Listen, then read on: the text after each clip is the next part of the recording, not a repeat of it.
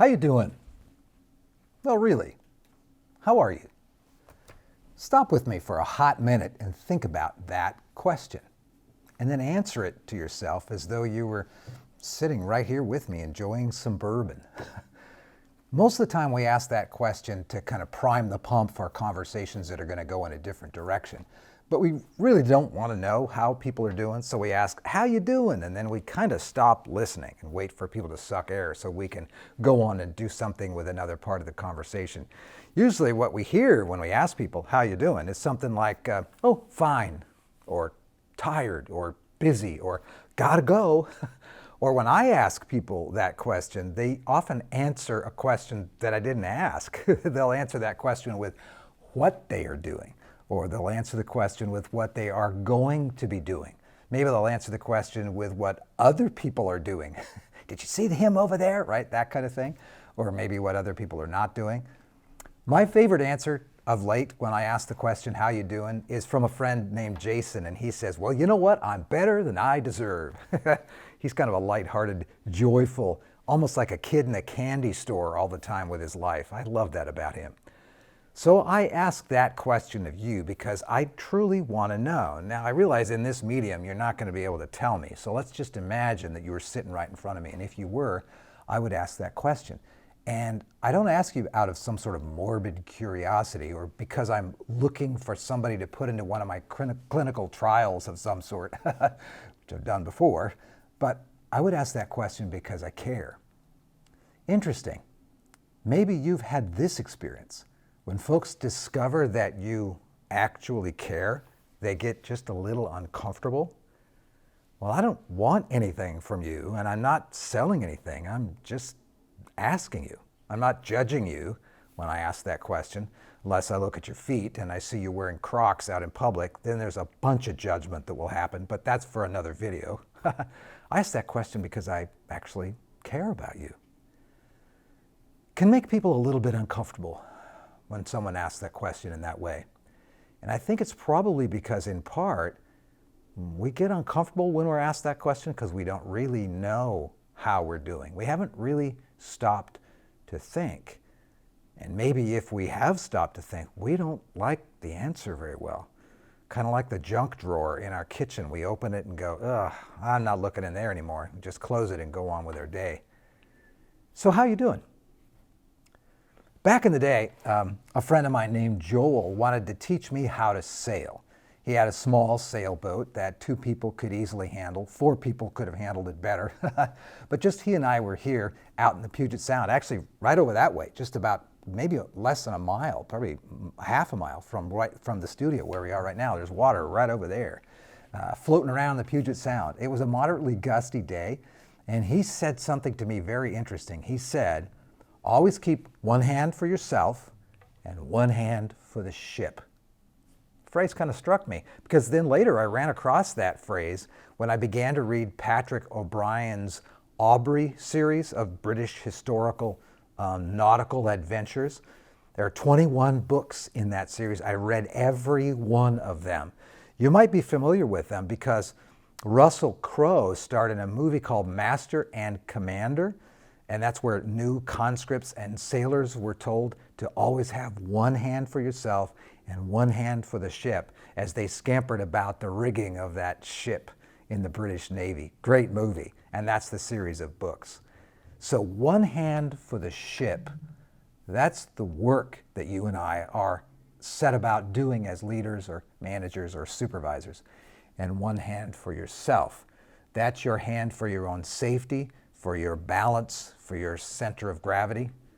So when I ask you, how you doing?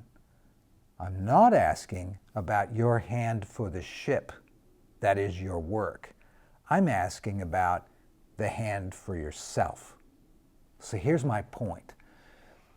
As a leader or a manager or a supervisor or someone who's trying to influence other people to dare them to do great things, you and I have to have one hand for ourselves, not both hands, not no hands, one hand, and one hand for our work. When we think about it, every sad, quiet, slow failure on the part of leaders has risen from ignoring this requirement. Every sad, public, dramatic failure on the part of leaders has arisen as well from ignoring this requirement. One hand for yourself and one hand for the ship. We live and lead in a stormy sea of high anxiety and addictive pursuit of happy feelings as our ultimate barometer of the quality of life, and hypersensitivity to the scary feelings created by reality with a capital R, and in what my friend John Popola calls a fear industrial complex. We're now, as a culture, afraid of being afraid. We may have become so afraid of being afraid that we even instantly reject real leadership.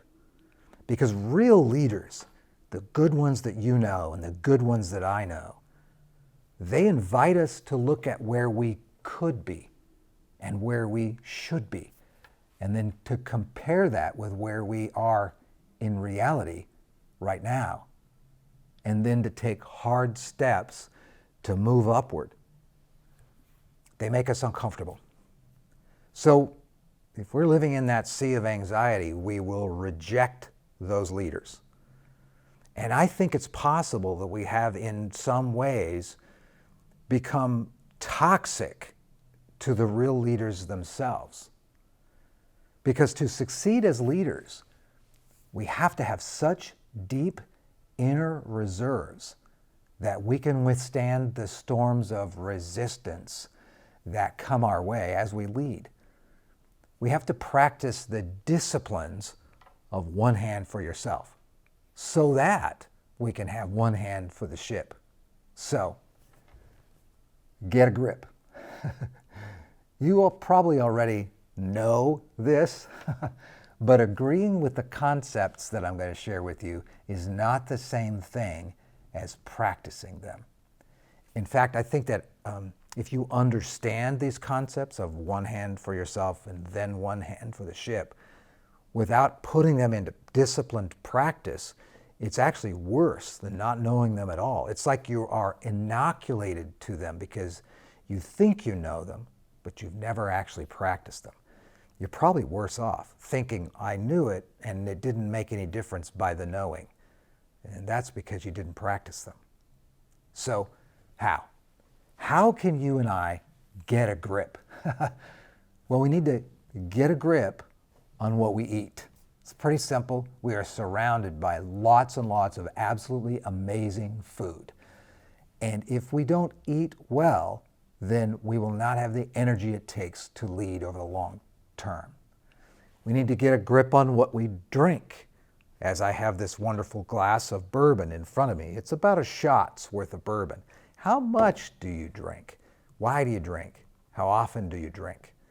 Get a grip.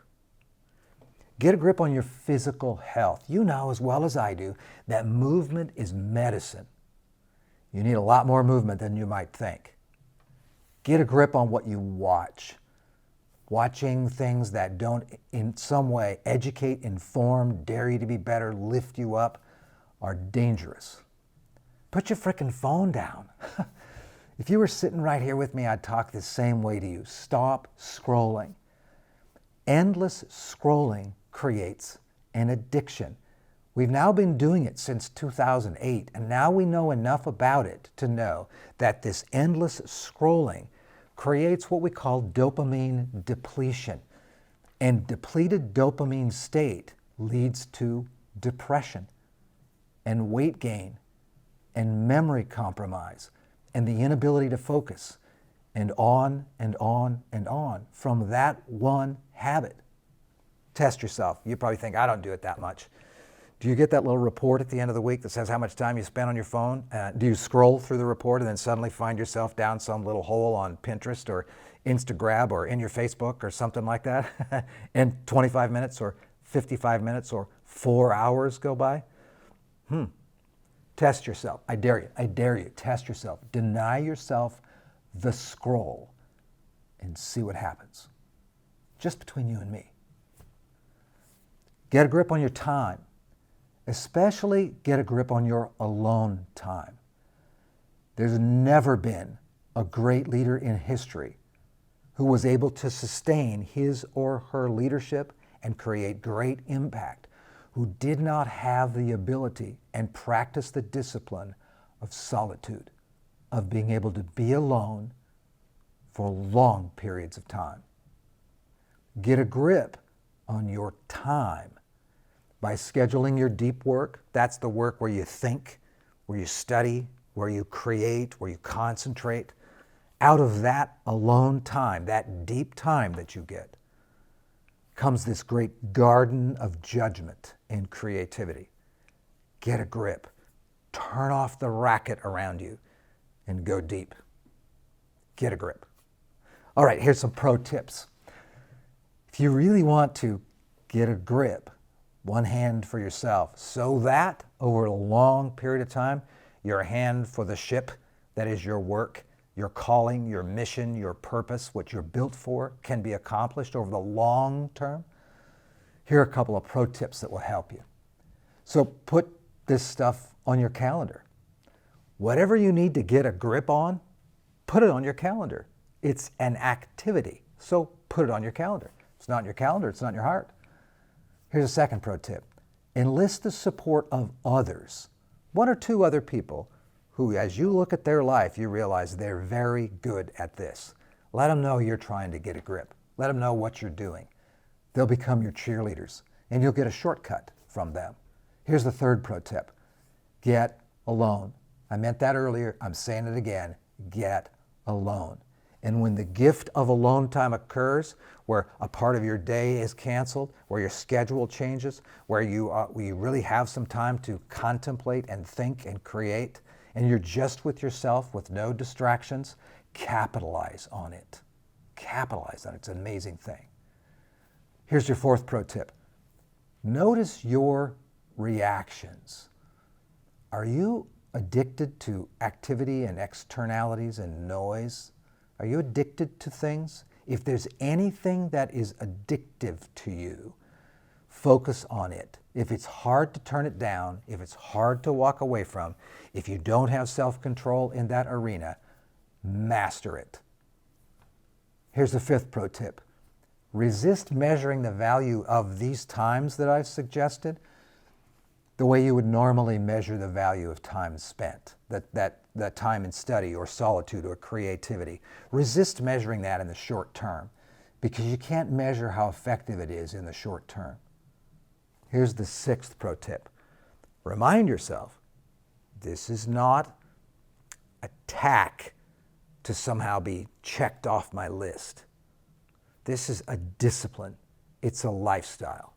So then, with one hand for yourself, you'll be able to have one hand for the ship of your work, of your calling, of your mission. If you don't practice these disciplines or something similar to them, you will fall. And I don't want that to happen to you. You've got really important work to do. We are depending on you. So, my friend, how are you? Leadership is hard, but let's not make it harder than it needs to be. Here's to you.